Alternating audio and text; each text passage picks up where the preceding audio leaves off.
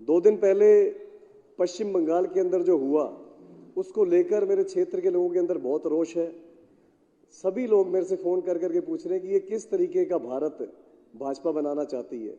2 दिन पहले पश्चिम बंगाल के अंदर भाजपा के एक बड़े नेता शुभेंदु अधिकारी ने एक ईमानदारी से ड्यूटी कर रहे सिख अधिकारी को खालिस्तानी बोल के रोकना चाहा।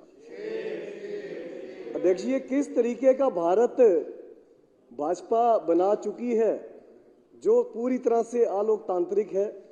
और इन भाजपाइयों को मैं बताना चाहता हूं कि जिस पगड़ी पर आप देखकर खालिस्तानी का कमेंट कर रहे थे, इस पगड़ी का इतिहास पहले जान लो।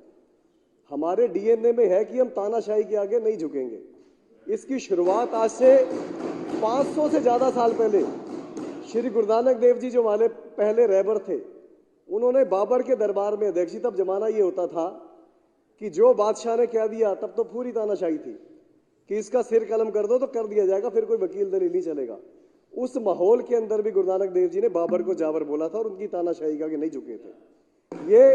ये सिलसिला उसके बाद शुरू हुआ और चलता रहा। चलते चलते मैं फिर एक आगे का इतिहास आप दोहराता हूं कि 7 साल उम्र थी बाबा फतेह सिंह जी, जो गुरु गोबिंद सिंह जी के सबसे छोटे साहिबजादे थे। उनको वजीर खान ने कहा कि हमारा दीन कबूल लो, तो 7 साल के साहिबजादा बाबा फतेह सिंह जी ने कहा कि हमें मरना कबूल है, हम तुम्हारे आगे झुकेंगे नहीं। इतिहास गवाह है, बाबा फतेह सिंह जी को और बाबा जोरावर सिंह जी को दीवारों में चिनवा दिया गया था, पर इनके आगे झुके नहीं थे। तो ये हमारे डीएनए में है। स्पीकर साहब, बात करें उसके बाद आजादी की लड़ाई की, तो करतार सिंह सराबा उस समय विदेश में थे। 15 साल की उम्र में उन्होंने गदर लहर में शामिल हुए, सक्रिय सदस्य बने और 19 साल की उम्र में फांसी का फंदा चूम गए थे, पर तानाशाही के आगे झुके नहीं थे। ये किस पगड़ी के ऊपर बार बार इल्जाम लगा रहे हैं। स्पीकर साहब, शहीद आजम भगत सिंह जी का बताया कि पूरे आजादी के इतिहास में एक ही बार किसी को शहीद आजम कहा गया है और वो भी पगड़ी वाले शहीद आजम भगत सिंह थे। स्पीकर साहब, बात करेंगे उधम सिंह जी की। 1919 में जलियांवाला बाग हत्याकांड हुआ, वहां हर धर्म के लोगों को मारा गया था, पर सिर्फ एक पगड़ी वाले के दिल में रोष पैदा हुआ और 1940 के अंदर जाके, लंदन के अंदर जाके उस माइकल एडवायर का कत्ल करके उसको उसके पापों की सजा देके उसका बदला लिया था। स्पीकर साहब, उसके बाद बात करूं 1962 के अंदर, जब भाजपा इल्जाम तो लगा रही है, 1962 के अंदर जब भारत चीन का युद्ध हुआ, भारत वो युद्ध हारा, तब नेहरू जी ने नेशनल डिफेंस सिस्टम को मजबूत करने की बात की थी। तो पंजाब के तब के मुख्यमंत्री ने कहा था कि पंजाब खून भी देगा और पंजाब सोना भी देगा। ये बात ऑन रिकॉर्ड बता रहा हूं, जहां मर्जी गूगल में चेक करना। सदन के माध्यम से बताना चाहता हूं कि पूरे देश से 5 किलो और 327 ग्राम सोना इकट्ठा हुआ, पर इन पंजाब ने, इन पगड़ी वालों ने 252 किलो सोना, 2 क्विंटल और 52 किलो सोना सिर्फ पंजाब वालों दी दिया। इस देश की आजादी के इतिहास की बात करें तो 121 लोगों को फांसी हुई थी, जिसमें से 93 ये पगड़ी वाले ही थे। स्पीकर साहब, 2626 लोग उम्र कैद की सजा में गए थे, काला पानी गए थे, उसमें से 2147 लोग ये पगड़ी वाले ही थे। इनको शर्म आनी चाहिए पगड़ी वालों के ऊपर देशभक्ति का, विरोध का इल्जाम लगाते हुए। स्पीकर साहब, उसके आगे बढ़ूं तो ये नागपुर से ट्रेनिंग लेकर आए, हमें देशभक्ति सिखाएंगे, जो अपने वहां पर तिरंगा तक नहीं लगाते।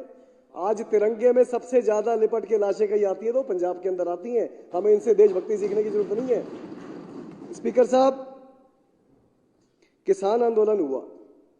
अब ऐसे तो अंग्रेज भी कह देते, आज ये कहते हैं जी पंजाब के किसानों को ज्यादा परेशानी हो रही है। ऐसे तो अंग्रेज कह देते हैं जी पूरा देश गुलाम है, ये पंजाब वालों को क्यों दिक्कत हो रही है। 121 में से 93 सिखों को ही क्यों फांसी हो रही है, पंजाब वालों को क्यों परेशानी हो रही है। हमारे डीएनए में, हम तानाशाही के आगे झुकेंगे नहीं। स्पीकर साहब, 2 साल पहले 19 नवंबर 2021 को प्रधानमंत्री नरेंद्र मोदी जी ने पूरे देश के आगे माफी मांगी और कहा जी मैं तीनों खेती कानून वापस लेता हूं, और वादा किया जी किसानों की जो भी मांगे हैं वो पूरी करूंगा। आज क्या गलत हो रहा है, प्रधानमंत्री जी अगर अपनी बात से मुकर गए और किसान फिर सड़कों पे आकर आंदोलन कर रहे हैं, तो गलती तो प्रधानमंत्री जी की है। जो कमिटमेंट किया था, जो वादा किया था, उसको पूरा करें, किसान खुशी खुशी अपने खेतों में जाएं, देश की बढ़ोतरी के लिए, देश की उन्नति के लिए अपने कामों में लगेंगे। पर हर दिन तानाशाही के नए रिकॉर्ड कायम करने का जो भाजपा काम कर रही है, वो बहुत शर्मनाक है। स्पीकर साहब, इस देश की जल सेना, इस देश की थल सेना, इस देश की वायु सेना, हर सेना के सर्वोच्च पदों पर ये पगड़ी वाले बैठे हैं। अगर इस देश के सबसे बड़े इस दुनिया के आत्मसमर्पण की बात करें तो बांग्लादेश का जब हिंदुस्तान पाकिस्तान का युद्ध हुआ था तो वो भी पगड़ी वाले जनरल JS अरोड़ा थे, जिन्होंने एक साथ 93,000 पाकिस्तानी सैनिकों का जनरल AA खान नियाजी के साथ आत्मसमर्पण कराया था, वो भी पगड़ी वाले ही थे। स्पीकर साहब, ये बार बार इस देश के अंदर धर्म के नाम पर लड़ाई करवाने की, बांटने की साजिशें करते हैं। दरअसल धर्म के नाम पर इस देश को कोई बांटना चाहता है तो ये भाजपा ही है, इनके अलावा और कोई नहीं है।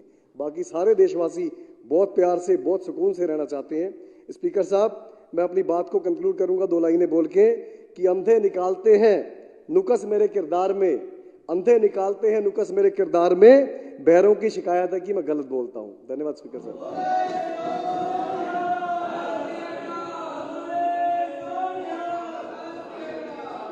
सो संगत जी, तुसी सारी गलबात सुनी तिलक नगर दे MLA दी।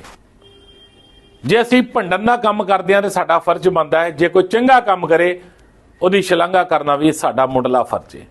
किसी पार्टी या किसी धड़े नाल संबंधित नहीं आ, लेकिन जदों भी कोई सिक्खी की गल करता है, कौम की गल करता है, तो मेरा फर्ज बनता है कि मैं संगतां तक उस गल नूं जरूर पहुंचावां।